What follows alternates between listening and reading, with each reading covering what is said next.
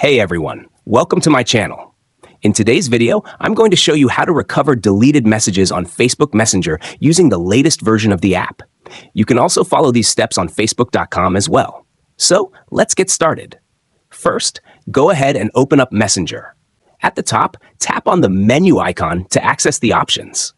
Click on the gear icon, Settings, at the top. Scroll all the way down to the Account Center section. Tap on Show More in the Account Center. Select Your Information and Permissions. Tap on Download Your Information.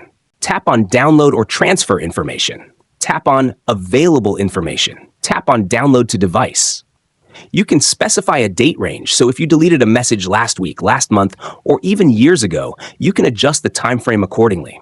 I recommend choosing a shorter range to get a smaller, more manageable file.